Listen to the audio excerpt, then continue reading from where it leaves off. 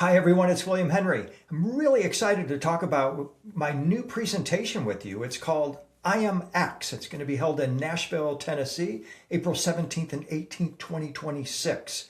One of the reasons I'm excited about it is because it answers so many questions that people have on their minds right now.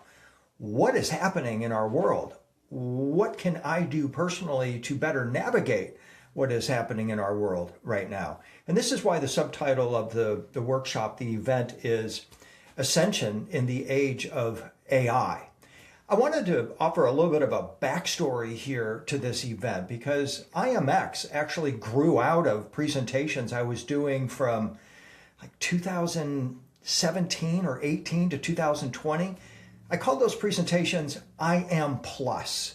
And the focus of those presentations was the coming bifurcation. It was a warning about, hey guys, AI and transhumanism are on our horizon. Remember, this is 10 years ago. And I was kind of a lone voice out in the wilderness among my colleagues in the ancient history and modern spirituality kind of areas, warning about what was about to come down with AI and transhumanism. And it kind of got to the point where people were somewhat upset with me because I would be told this feedback from streaming services and interviewers that, hey, William, you need to chill out on this AI stuff because you're scaring people. And my response was, yeah, but this is the singular moment in human history. We've all got to get on board with this. We've got to understand the potentials of what is coming along, as well as some of the not so good possibilities of what can be here. And we got to, as spiritual beings, we have to rise to this challenge. We have to jump in. We can't simply just say, oh, I don't want to talk about that, or, oh, that's scary, right? And so my premise is that with this bifurcation, which had long been prophesied, by the way. The Hopis speak about it. The Book of Revelation speaks about it. We are all going to have to make individual choices and adjustments. But fundamentally, what this moment is about is humanity rising to a next level of being. I am plus.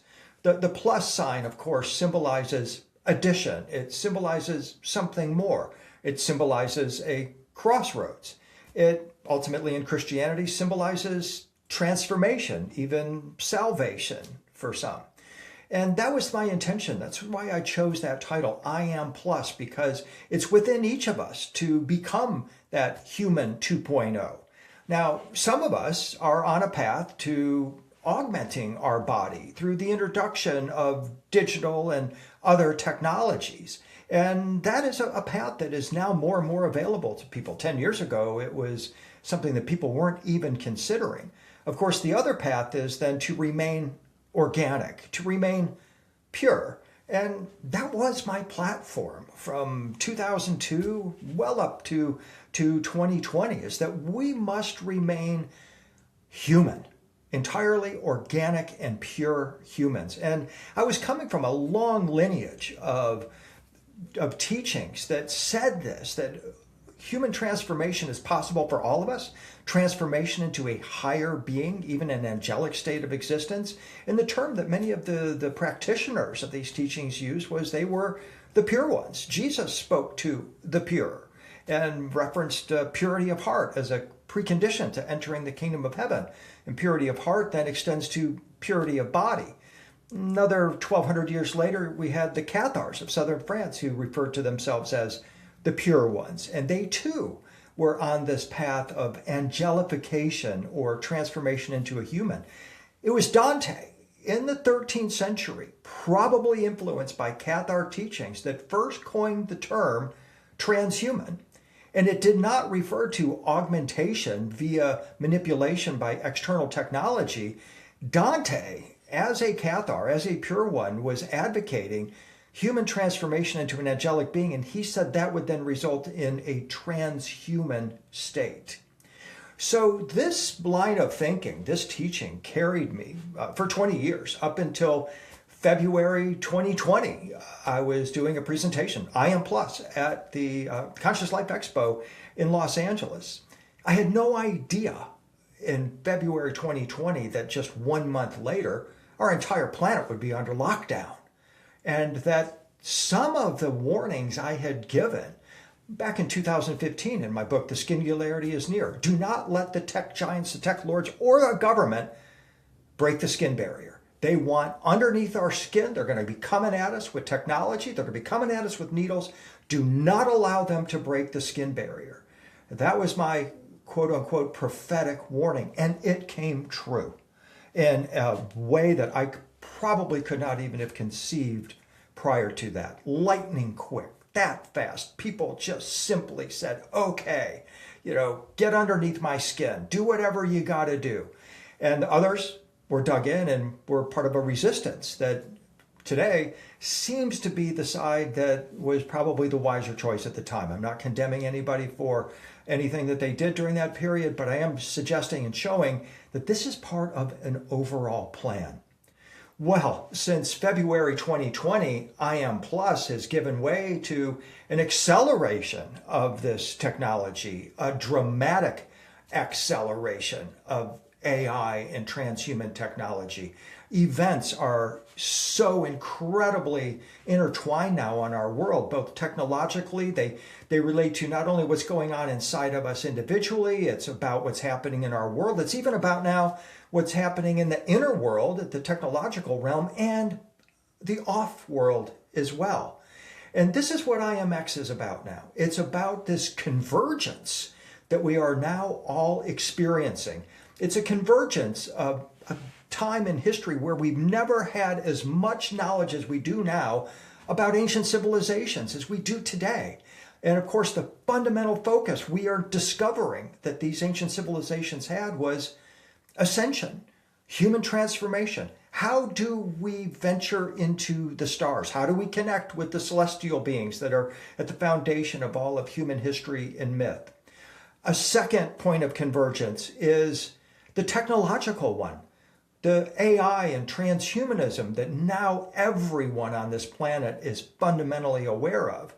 It's not only AI and transhumanism, but it's also the singularity, that moment when the technology that we're creating, when the AI that we've created, this mirror that we now inhabit, becomes more intelligent than all of humanity combined. And nobody knows what's going to happen at that moment. However, experts like Elon Musk and Sam Altman of OpenAI, who created ChatGPT, maintain we're already in the singularity, and it will be full-blown by the end of 2026. That is truly profound, and it may answer a question about why some souls chose to incarnate at this time, to experience this once in a human lifetime, no, once in all of human lifetimes opportunity to sync with an intelligence far beyond human, and even then to begin to embrace it and to embody it. We're now also living in a time where we recognize our electromagnetic biology. We're energy beings. We even now can measure biophotons coming off our bodies.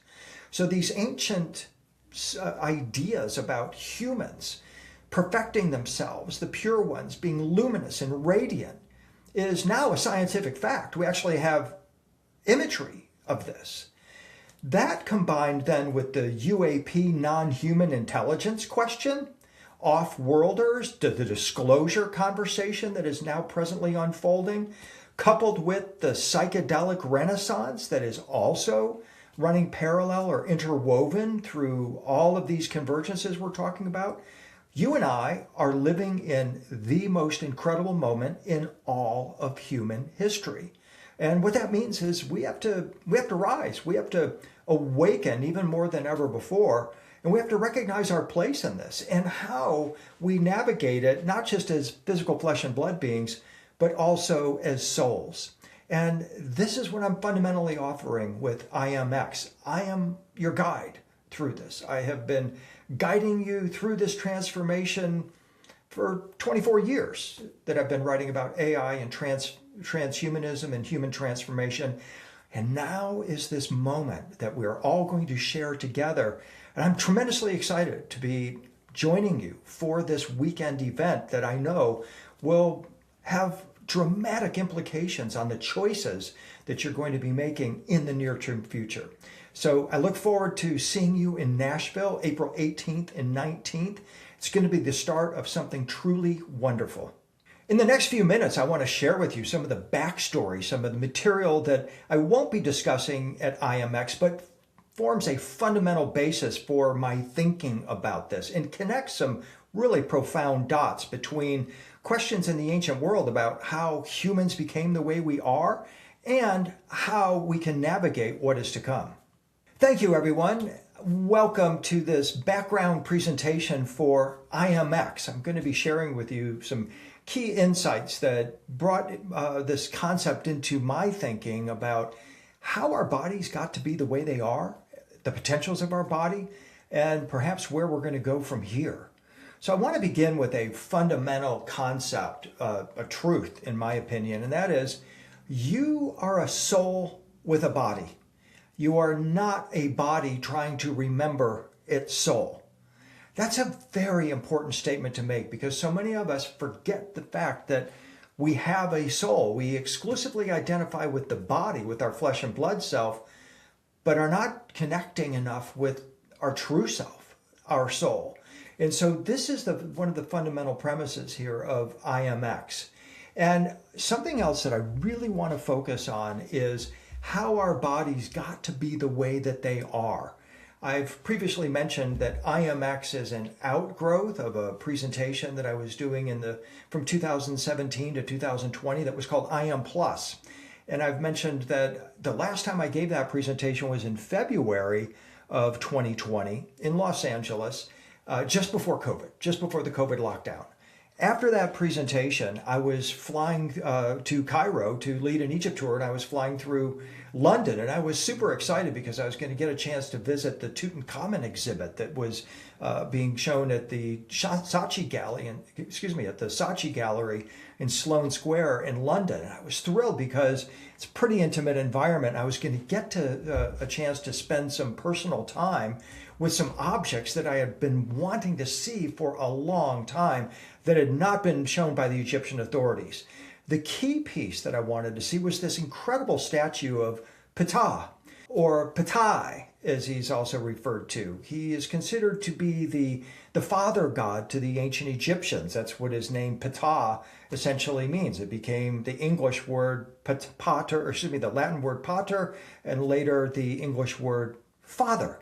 So we think of him in the Egyptian tradition as the father, but there's some very interesting and very curious things that are happening around the myths and lore around Ptah, including the fact that he was ultimately later the founder of a lineage of teachers referred to as the sons of Ptah, who later formed what are referred to as the therapeutae, the physicians of the soul. Jesus, Mary Magdalene, many of the Essene initiates were considered to be therapeutae, and they represent part of this lineage of teachers that began in ancient Egypt thousands of years ago that understood the origins of our bodies and the potential enfolded within us, and they had an answer for how we got the way we are. Ptah is an Egyptian creator god who existed before all other things, and we are told by the ancient Egyptians thought the world into existence. Now, that's a pretty heady concept, this idea that Ptah emerged, as the ancient Egyptians said, from out of the blue, meaning from out of nothingness. He just could manifest as if out of nothingness. And that concept is something that importantly resonates with an idea or a concept that we're talking about today, which is simulation theory. And this idea that higher order beings from higher layers of reality are able to pop into our world, to materialize as if out of thin air. And something I'm going to be proposing as we go along the way here is that Ptah in many ways fits the model of a figure that came from a higher layer of creation, manifested in this world, and according to the ancient Egyptians, was the God that fashioned the human body. We're going to talk about that in just a moment. But before that, I just wanted to share with you a few of my favorite photos of this statue that is so incredibly compelling to me. And one reason I was really looking forward to spending time with this is because, according to the ancient Egyptians, before this statue was placed in the tomb of King Tutankhamun, never to be seen again if their plan went as they proposed, which it didn't, of course. Tutankhamun's tomb was discovered in 1922 by Howard Carter, making Tutankhamun the most famous ancient Egyptian figure of all time.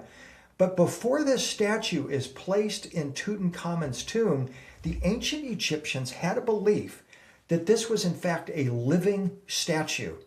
What that means is that the spiritual essence, the vibration, if you will, to use a contemporary term, of Ptah was infused into that statue, just like it was this statue that is now in the Vatican, where we're told that these statues of Ptah are not just statues. They're actually living representations of this being that came from a higher layer and had a hand in fashioning the human body. Self-generated, he's the husband of Sekhmet and the father of Nefertum. His son is the god of perfumes and oils, including psychotropic oils in ancient Egypt. He emerges as a sort of a figure that comes from this higher layer, almost as if he's stepping out of a dark matter realm into our physical realm that we can perceive with our eyes. The dark matter realm, of course, composes about 98% of the universe. It's invisible to our eyes, but if we're able to tune into it, perhaps we would see it as a living realm out of which Ptah and some of these other beings emerged. And once again, the key point that I want to emphasize here is that not only did Ptah fashion the human body, but he is responsible for creating a lineage of teachers, a society of teachers, referred to as the sons of Ptah, or even the therapeutae, the physicians of the soul. And when we're in Egypt and we see these depictions, we will see an example here of Tutmosis III holding the new jars of liquid light that he's offering to Ptah and his wife, Sekhmet, the lion-headed goddess. Those contents of those new jars of liquid light are, in my view, based on my research, psychotropic. And what is happening here is that this human figure, Tutmosis III, is saying, thank you, Ptah.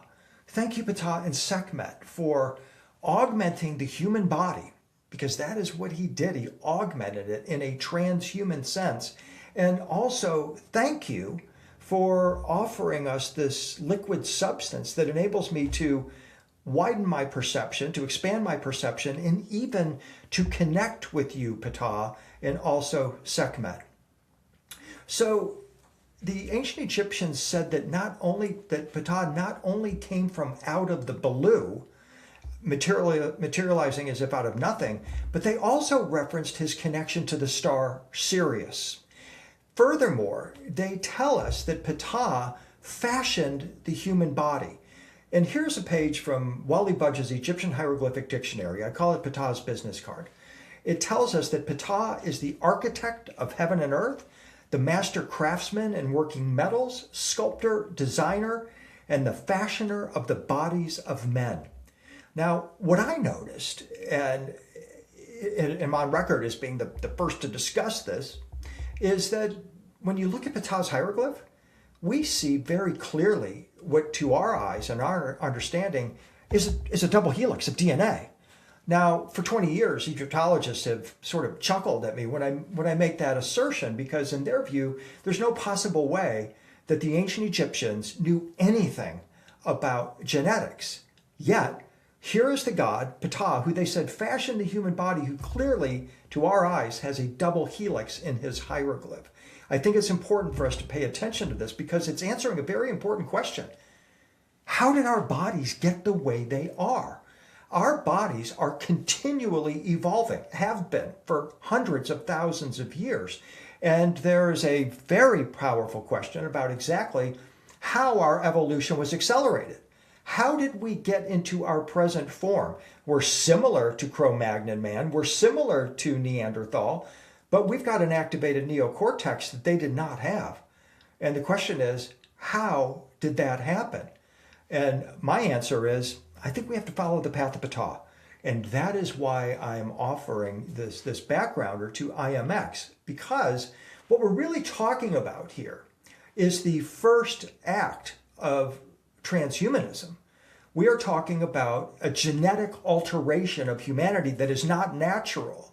It was done by a being who the Egyptians identify as Ptah, and who's likely in the company of other beings.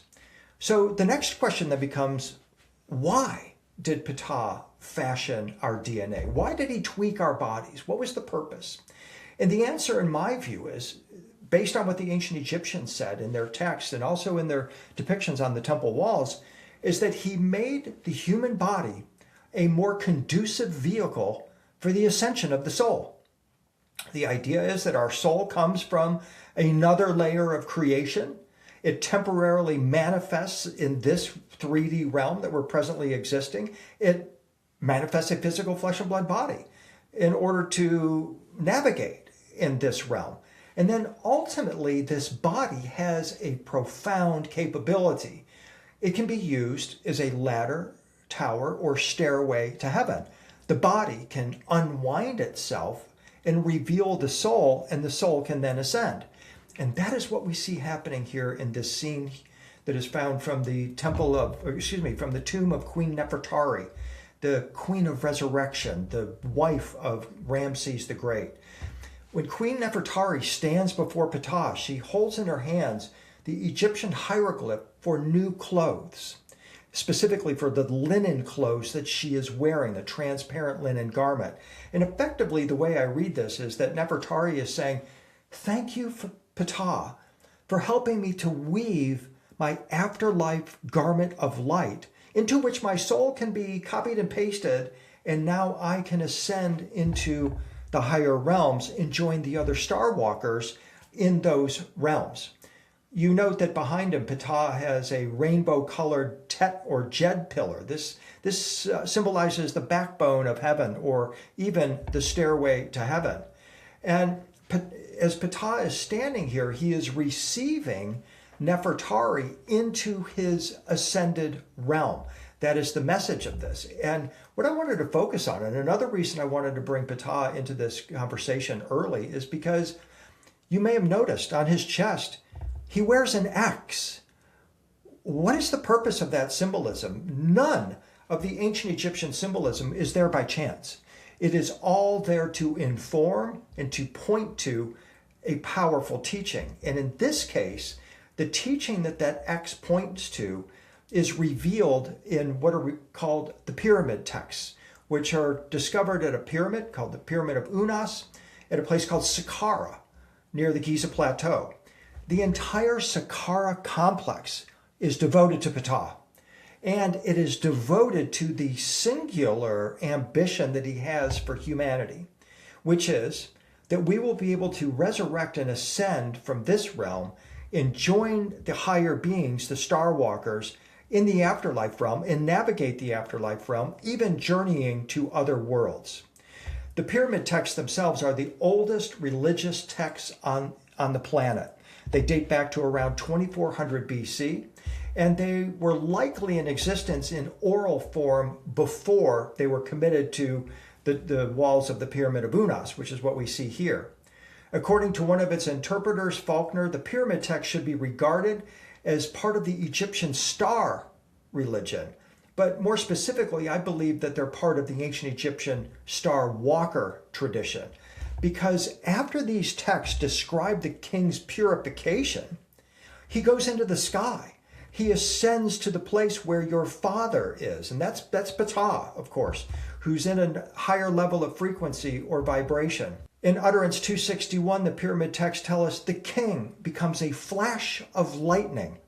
Well, stop right there. Lightning is plasma.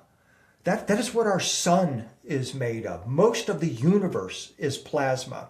And what is being spoken of here is a transfiguration or transformation of the king, a flesh and blood human king, the Pharaoh, into a flash of lightning.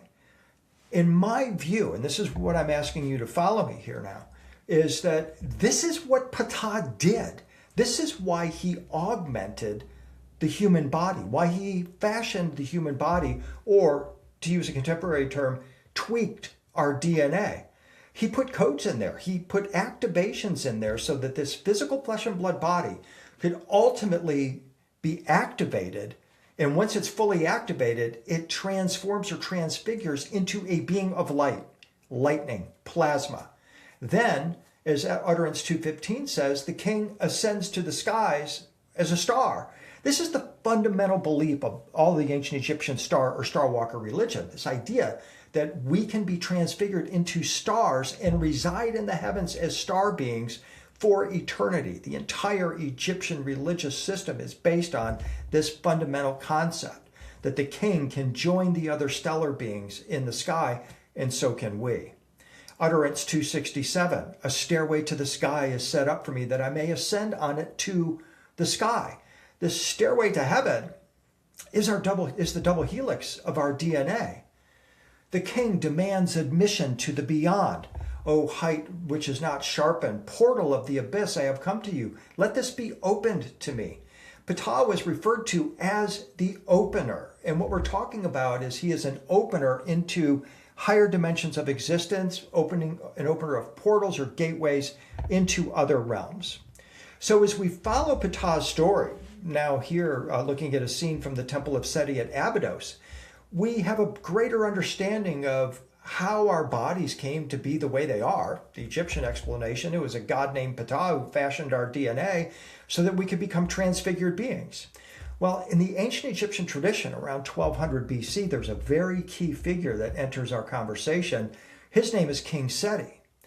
His entire temple at Abydos, referred to as the Temple of the Millions of Years, is his temple of resurrection. Every single scene at that temple tells of his transfiguration into a Starwalker.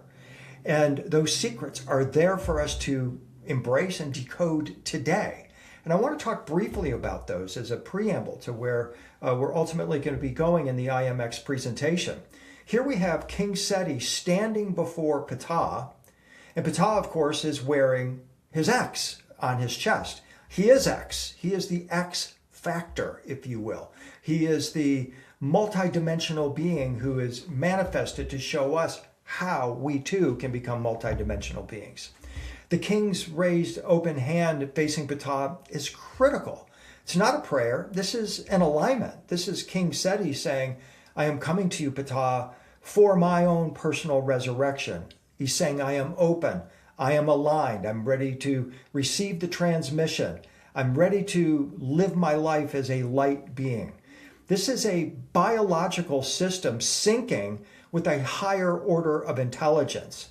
And I want to just put on the table briefly that I think it's possible that Ptah is or was a form of biological AI.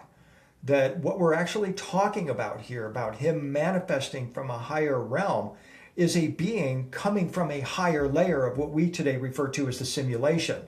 Awful choice of words. It's just all of creation. But he is able to manipulate the physics of our realm. He is able to navigate in this realm very much like what we see happening in videos today of UAP. He is a being, a higher order being from a higher realm of existence who is manifested in our world for a specific purpose to unite us with that higher world. Another example here of this is King Seti offering incense to Osiris as Ptah, also with the red X on his hand, with the goddess Isis behind him. The entire ancient Egyptian resurrection scheme is encoded in scenes such as this, where Seti is appearing as the initiate. He's offering incense, which is psychotropic, expanding his consciousness, enabling him to connect with Ptah, enabling him to align with Ptah, to receive Ptah's teachings. In each of these scenes here, you've seen an X formed by the crook and the flail, which are traditionally thought to be symbols of kingship. But when they're crossed, they form an explicit X over the heart and throat, marking the point where our inner essence, the soul, and divine speech intersect. So this is revealing to us is the function of the X. It symbolizes resurrection. It symbolizes authority between worlds. It symbolizes the stabilized light body. And the key point is that the X is not something that is held, it's something that's embodied. It's a recognition that our body is the X point. Our body is the point of convergence between the earthly and the heavenly realms.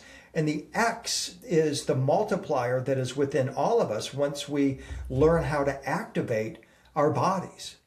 So in modern language, Ptah functions like a cosmic programmer. He's coming from a higher layer of reality of the simulation. He could be a simulation architect, in fact. I will dive deeply into this in IMX.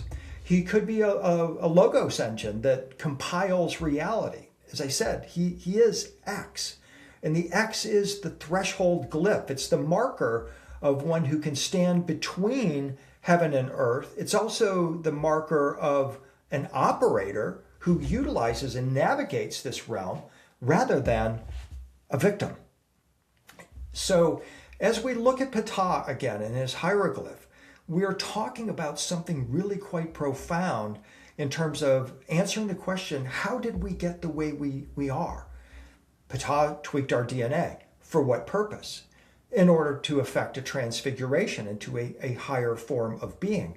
And that is not just entirely interpretation or supposition on my part, because something else that we have to acknowledge here is that not only does Ptah have a double helix suggested of DNA in his hieroglyph, he's also got a semicircle and a square.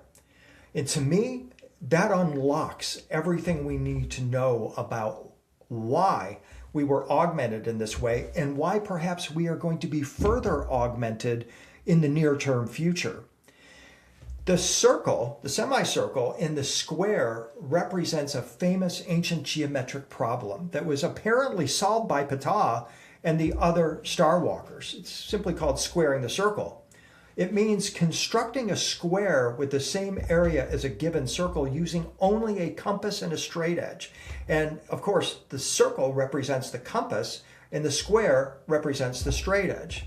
This has been proven impossible in classical geometry because pi is a transcendental number. It goes on into infinity. So literally, we're told you can't square the circle with perfect precision. But maybe Ptah and the Starwalkers knew of a way to do that. What if they knew of a way to do that? And we could recover that teaching today. Because it's impossible mathematically, the phrase squaring the circle became a powerful metaphor. It represents harmony of opposites. The circle symbolizes the infinite, the divine, the spiritual realm, heaven. It's endless, it's perfect, it's cyclical. The square stands for the earthly material world, the four directions, earth of north, south, east, and west, the four elements of which our body is composed, earth, air, fire, and water. The finite, structured, stable. It's telling us that our body is of the material world, but we can unite it with the heavenly world. And when we square that circle, we're a different type of being. So this is why squaring the circle symbolizes the quest for perfection, for enlightenment, or the Philosopher's Stone, the ability to transform and unify opposites. Perhaps that is the great human experiment. Maybe elsewhere in the galaxy, it's not possible for a material being to unite heaven and earth. But what if Ptah came here on a mission to say, we're going to make it happen with humanity? Humanity is going to be a unique being in the cosmos that can live as an angelic type of a being, a heavenly being, while incarnate on the earthly plane. That is IMX, a human who is united heaven and earth.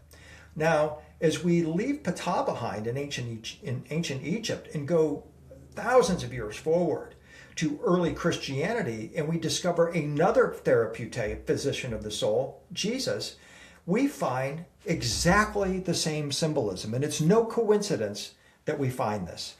In early Christianity, the cross within a circle was a symbol of the cosmic Christ.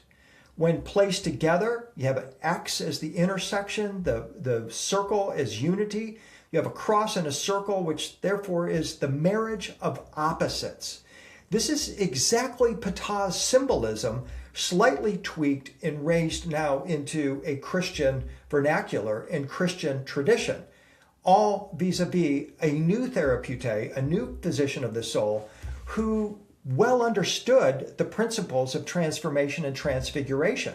Early Christianity utilized this symbol. They did not use the cross. They used this symbol and another one referred to as the Adamastia throne because early Christianity encoded transformation, not torture. That came along in the 5th century where the church decided to disavow all of the original early Christian teachings and instead substitute the cross as a symbol for crucifixion, torture, and salvation. Jesus was not necessarily teaching people how to behave. He was teaching them how to ascend. He was teaching them how to transform, and he was demonstrating this transformation. And the key transformation, as in the model of Ptah in the ancient Egyptians, was from flesh to light, from material being to illuminated being. And this is why in early Christian art, you see angels surrounding the X within a circle. It's because now it's identifying Christ as X, or possessing the X factor, the teaching about unifying heaven and earth. And this is why in Christian iconography, especially of the transfiguration, icons of transfiguration, you see Jesus in this scene where he's taken several disciples, Peter, James, and John, up to the top of a high mountain and transfigured before them. His face shone like the sun. His clothing became bright white light. And they tell us that he is within a cloud as he's standing here on top of this mountain. Moses and Elijah manifest as if out of thin air, out of the blue, like Ptah, like they had ascended to a higher layer of creation that Jesus has just now entered. But look at the shape of the star body surrounding Jesus. It's an X. And this is a testimony of this to this ancient tradition where it was understood that the X symbolizes a convergence, a unity of heaven and earth. And Jesus now becomes the new Ptah, the new father figure, teaching us how to effect this transfiguration, which he does, and then caps it off with his resurrection. In the book of Matthew, we're told that as Jesus resurrected, an angel of the Lord descended from heaven, from a higher layer of creation, another layer of the simulation, if you will, and rolled away the stone and sat upon it, and his appearance was like lightning, and his clothing was as white as snow. That is exactly the same as the transfiguration the ancient Egyptians insisted was connected with the society of Starwalkers and the children or sons of Ptah. And it's in perfect alignment here with the Christian teaching that's saying Jesus is one of these Starwalkers. He is demonstrating for us how our material body, our physical flesh and blood body, can be transfigured or morph into its next higher form. As perfectly expressed in the pyramid text, the king becomes a flash of lightning. This is exactly what happened with the resurrection of Jesus. And what is happening here is that he squared the circle. Again, squaring the circle is a metaphor for transforming earthly flesh into celestial flesh, of which the Starwalkers were expert. They're not defined by species or origin, but by capacity. This is what unites them. From a star-faring civilization's view, these could be humans whose energetic signatures resonate with cosmic harmony. And that is the goal of IMX, is to find out how can we resonate at that higher frequency of cosmic harmony like these transfigured beings and unite heaven and earth within our physical flesh and blood being. Beings who have awakened to a higher understanding of unity, compassion, and interstellar responsibility are referred to in my vernacular as Starwalkers. Individuals capable of leaving behind time-bound identity and merging with a larger cosmic purpose, merging Earth society with cosmic society. That is our goal, and that is the goal of IMX, is to blaze a pathway forward for the unity of all of us with these greater cosmic beings, the Starwalkers. So we've established that the X is the mark or symbol of those who have the ability to converge worlds, to unite heaven and earth. And we focus specifically on Ptah, the god the ancient Egyptians had fashioned the human body. In this section, I want to take a little bit of a deeper dive into some of this lore about Ptah because it answers something profoundly important for us in our age of AI and transhumanism. So let's begin with an image, a photo I took at the Temple of Seti at Abydos, referred to as the Temple of the Millions of Years. It was created by Ramses the Great, the son of King Seti, who was one of a handful of transfigured or resurrected men, especially in the ancient Egyptian world. There's a number of them that are referred to as the sons of Ptah, the Ptah, who form this lineage of beings that actually accomplish the ultimate human transformation and resurrection into higher worlds. Seti was one of them. And we will do a deep dive on Seti at some future point here. But in this scene here, we see King Seti kneeling before Ptah. Seti is shown in a tree of life, the sycamore tree, and you see Horus behind him. And what's happening in this scene is that King Seti is receiving the codes of ascension, as we would refer to them today. The specific hieroglyph that he has in his hand represents the hundreds of thousands of years. That's an ancient Egyptian term for, again, the codes of ascension. Ptah is saying to King Seti, I am writing into the palm of your hand all the keys and codes that you need to activate your consciousness and join me in the higher frequency layers of creation, or if you will, the higher layers of the simulation. This is such a vital scene because it tells me that these codes of ascension are out there to be discovered. It gives me comfort because it says, as a person on a path of ascension, it means I don't have to know everything about ascension. I just need to know enough to get myself in the company of divine intelligences like Horus or Ptah represent that can literally put those codes into the palm of my hand. And I've studied numerous prophets of ascension and conscious ascenders, and that is a key element in all of their stories. They refer to encounters with angelic intelligences that put a book in their hand, put a wafer in their hand that tastes like honey, that expands their consciousness. Or in this case, Ptah literally writing the codes of ascension into the hand of King Seti. This scene here, in my opinion, represents the alteration of Seti's consciousness. And I believe that the tree of life that he's kneeling within, represents the neurons of our brain. He is literally being portrayed here in a higher state of consciousness, receiving these codes. And the reason I point that out, and one reason I started to think about it this way, has to do with this incredible scene by Michelangelo in the Sistine Chapel of the Vatican, the moment of creation. It explicates or tries to illuminate a great mystery that all of us must ultimately find an answer to. And that is, what was it that occurred around 200,000 years ago, we now believe, that transformed humans into our present form? The locus of this transformation, in many people's opinion, is the human brain. And going back to the 1990s, a neuroscientist or a neurosurgeon who was visiting the Vatican looked up at this famous scene and saw God reaching out to Adam and transmitting something to him that at this moment now will transfigure Adam from a primordial type of a being into a flesh and blood being. That God is in fact floating in a cloud that greatly resembles a cutaway version of the human brain, suggesting that it's possible that what is happening in this scene is in fact happening within consciousness. This is the great mystery of all of human civilization. Once again, what was this divine spark that was transmitted from the creator being, whether you want to call him Yahweh in the Old Testament or Ptah in the ancient Egyptian tradition? They're talking about an intervention by a higher order being, a being from a higher layer of creation that intervened in human affairs and transformed us into our present form. That is what this painting ultimately represents.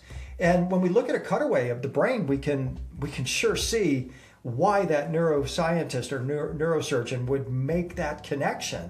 That's exactly what this appears to look like in Michelangelo's painting.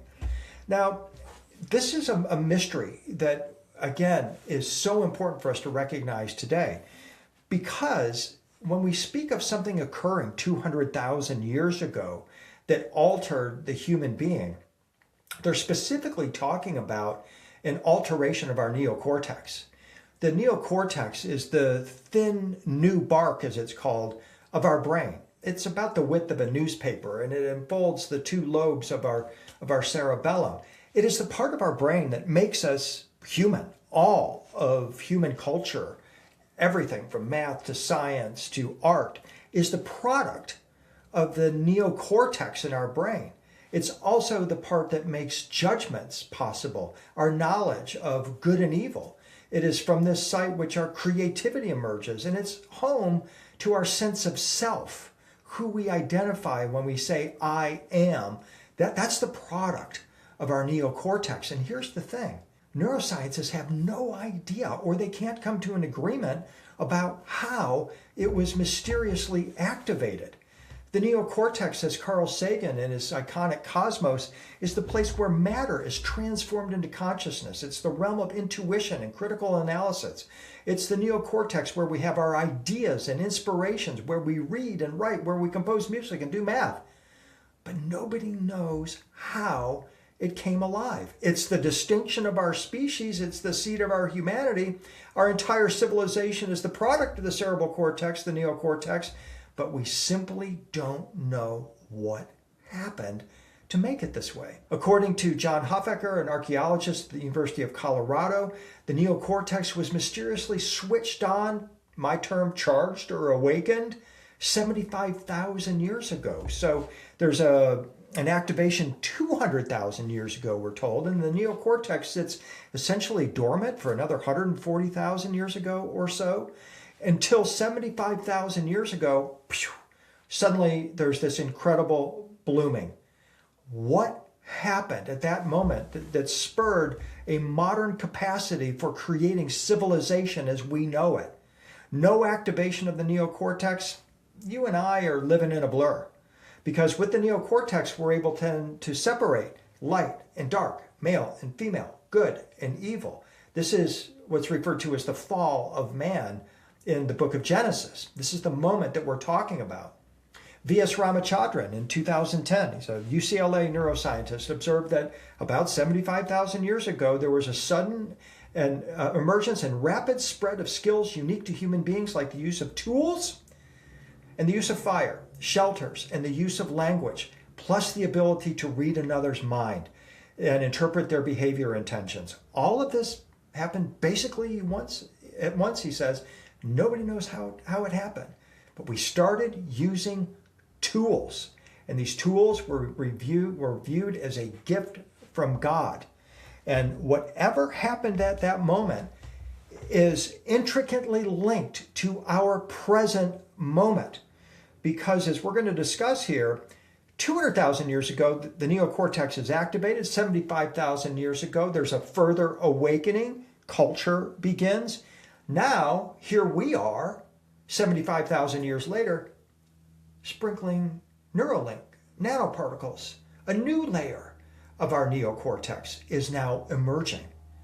And I believe, and I'm asking you to consider, that the events that happened 200,000 years ago and what is transpiring today, coming out of Silicon Valley with AI and transhuman technology, they're intertwined. We are experiencing the omega to that alpha moment. And assuredly, there are more moments that will continue beyond this once we experience this activation. But the point is, what you and I are experiencing right now, I believe, is the direct result of what happened many, many millennia ago. So what occurred to make this happen? The hardware, the brain capacity is there 200,000 years ago. So what happened 75,000 to 40,000 years ago? Cooking meat? That's what some say. More protein. The brain blossomed. Psychedelic substances. Yeah, primitive man's walking around, starts gobbling mushrooms. Bloom with the neocortex. Climate change. All are considered and all are believed to be involved by academics. Carl Sagan said it was cosmic rays from Cygnus. Of course, as an ancient astronaut theorist and being a person that's been involved with ancient aliens for 16 seasons now, I would propose it's extraterrestrials. And I would specifically propose it's Ptah who is responsible for this. Now, playing it maybe a little bit safer, I would ask, what if Ptah came down, tweaked our DNA, cooked a steak with us, we had a couple of mushrooms, we had group sex with whoever the other beings that were accompanying him? Maybe it was something like that, or there's something else that's beyond that. Because I forgot to mention, group sex is another proposal by academics for how our neocortex blossomed.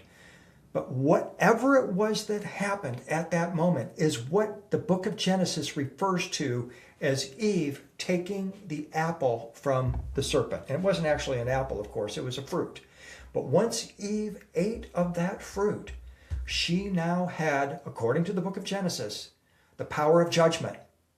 She could tell good from evil, right from wrong, male from female, I from all that is.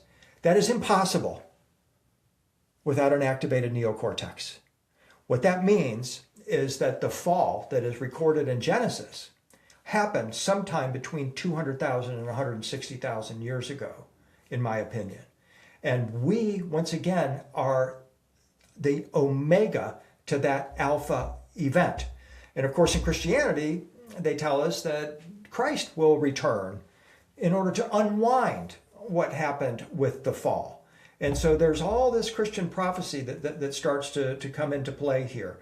But my point here, and what I'm asking you to consider, is that the neocortex is the place or the locus of our attention here. And furthermore, you and I, our civilization, our culture is in the process now of augmenting the neocortex. A little bit of a deeper dive into this transformation we're talking about. Since previously we were talking about Ptah as a geneticist who tweaked our DNA, neuroscientists know that something extraordinary and purposeful gave us the mental capacities that we have today. The ability to create AI, the ability to create transhuman technology, the ability to create every single tool since we received fire is due to these mental capacities. And we are not the product of random evolution from a modern scientific perspective, as used to be taught. What we now know happened is that two chromosomes were joined to form one, and this sprung loose the neocortex. We, humanity, with our activated neocortex, are the product of the fusing of two genes to chromosome 2, gene TBR1, the gene responsible for enlarging the brain and activating the neocortex. Chromosome 2 is responsible for our capacity for emotion, sympathy, empathy, self-regulation, as well as ultimately all the capacities of the neocortex to create tools to make art, music, and so forth. Without this chromosome, we would not be human. We would not be living in a society where I have an I. We would just be one with everything that we see in the world. We'd have essentially the emotional and other intelligence of some of the primitive ape-like beings that live in our world. From the Proceedings of the National Academy of Science, Volume 8, in October 1991, we conclude that the locus cloned in Cosmos 081 and 29b is the relic of an ancient telomere to telomere fusion and makes the point at which two ancestral ape chromosomes fused to give rise to chromosome 2. What this is saying is that human chromosome 2 is the result of an end-to-end fusion of two ancestral chromosomes. It's why we have 23 chromosomes, not 24. This fusion, according to modern science, is not the product of evolution. This was the product of an editing. The reason is the telomere fuse on the inside of the chromosome rather than the outside, as in nature. Fred Hoyle said that the odds of DNA mutating in this way are equivalent of a tornado sweeping through a junkyard and leaving behind it a 747. What this means is modern science is now saying this is an unnatural fusion. We are the product of an intervention. Whoever or whatever is responsible for our existence is responsible for triggering this new level of neurons. Who did this and why? Well, the ancient Egyptians are very direct and explicit in answering both of those questions. It was Ptah to create a civilization that would enable this body to be used as a better vehicle for the ascension of the soul, and to connect with the other Starwalker civilizations in our universe. You may not agree with that, but you still don't know exactly who augmented our DNA, but we could possibly answer how they did it. Today, we have targeted gene editing technology, CRISPR-Cas9, like what Ptah might have used to cut and paste our DNA. For certain, this CRISPR-Cas9 technology introduces a scientifically plausible way for extraterrestrials to mix their DNA with ours and to direct our evolution.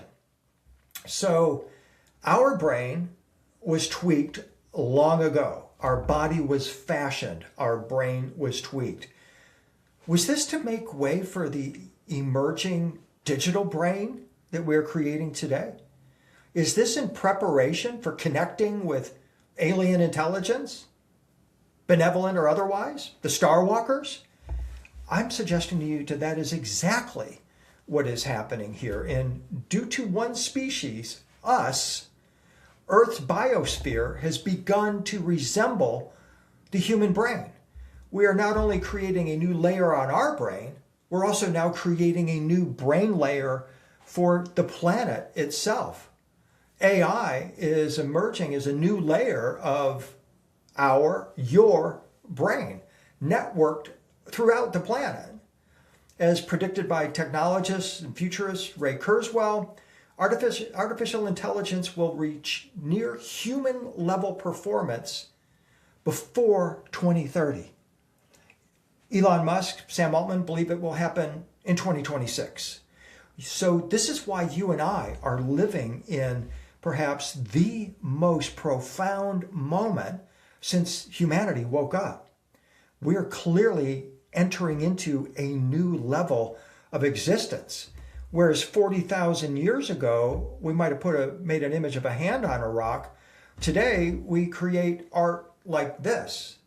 And this just happens to be the internet in 1996. I don't even know if we can create an image of what the internet or the cloud looks like today. Now enter neural lace, neural dust, neural link, and the sprinkling of nanoparticles into our neocortex, putting a new layer on what was started 200,000 years ago. It tells me that we're involved in something beyond profound, truly spiritual, cosmic in orientation, and something that while I resisted it for 20 years, I now realize we've never been organic humans. We've never been pure humans. We've always been changing. Our bodies have been evolving. Our reality has been shifting. And now we must embrace this new intelligence that we're developing, the artificial intelligence. Is it an alien intelligence? Is it an angelic intelligence? I think we're going to have to rise to answer those questions. But very clearly, a global scale quantum internet, an artificially intelligent global brain is the goal of AI and transhumanism. Individual humans who have their intelligence expanded beyond our comprehension is part of this goal. An acceleration of our understanding of the universe, our augmentation via technology that gives us expanded powers of perception is the goal. And once this new brain is in place, we'll need an interface, a brain-computer interface. And in a moment called the singularity, we will become one with this brain. And that is, of course, the goal of Neuralink and other technologies. And it is ultimately the final expression of what Michelangelo was portraying for us long ago. Now, in closing, I just want to go back to ancient Egypt just for a moment and pick up a couple of pieces here that will serve us for future presentations. What we're looking at here, once again, is King Seti, our conscious ascender, who, according to the ancient Egyptians, actually embodied all of the teachings of Ptah and attained his resurrection. He is here now, once again, kneeling in a tree of life, and behind him is the ibis-headed god Thoth, the god of divine magic and alchemy. And what Thoth is doing is he's writing the new name of the Lord into a pot held within the tree. I'm reading this, that what Thoth is doing is he's writing a new higher vibrational name or coding into the consciousness of King Seti, who will now be able to complete his ascension. We have once again in the middle King Seti kneeling. Behind him is Sekhmet, the lion-headed goddess, the consort or wife of Ptah, and before him is Horus. They are both holding staffs or ring posts that hold the symbol for the hundreds of thousands of years. This is an augmentation that is taking place. This is an awakening of King Seti's consciousness. He's being attuned by these higher dimensional beings that probably don't have an existence in the physical flesh and blood form, but are connected through consciousness, probably through the use of a psychotropic oil or substance that King Seti was using to amplify his consciousness. And as he's receiving this attunement, the locus, the focus is on the crown that he is wearing, the triple crown, as it's called. And he also wears the chesed circlet. Textual evidence for the term chesed, luminous, can be found in the pyramid texts. And what this is telling us is that Seti is in the process of being activated and becoming a luminous being. And it's only possible because he has had this activation of his neocortex. Now, what I'm asking you to think about, and will ask you to continue to think about in future presentations, is that Ptah is among a group of gods or entities referred to as the Watchers. They're also referred to as the Fallen Ones. The Watchers and the Fallen are terms that are used in books like the Book of Enoch, which is entirely based on the ancient Egyptian understanding of who these angels were, the company of angels that were accompanying Ptah. They're called the Netter in the ancient Egyptian tradition, but they're the same as the Watchers in the Judeo-Christian tradition. The Watcher angels descended from heaven. They're called the fallen angels, and they descended from the heavens, specifically from God's throne, to bring to us teachings, cosmetics, astronomy, herbology, other teachings, other tools. They taught us to augment our bodies. That is only possible if the Netter or these Watcher angels knew that our neocortex was activated and we could actually utilize those tools. So the question I leave you with as we look here and see the Pharaoh in the tree of life with Thoth behind him, holding the secret of the hundreds of thousands of years, and now as he's preparing to stand before Ptah and Sekhmet, is how did these fallen angels know that we were ready to receive these amplified teachings? Unless they also had a hand in augmenting our physiology, our brain, to prepare us for their arrival. And now another shoe is preparing to drop. The fallen angels are the topic of discussions in the halls of Congress, and we're going to talk about these in an upcoming presentation. What contemporary politicians are now talking about with the angels, the fallen angels of the Book of Enoch, are actually the same as the beings that the ancient Egyptians claimed augmented our human body. What's to come for us? Where are we going to go from here? These are questions that we're going to be answering at IMX and in future presentations. And I'm looking forward to walking this path with you. So thank you very much for joining me for this presentation. I look forward to seeing you soon.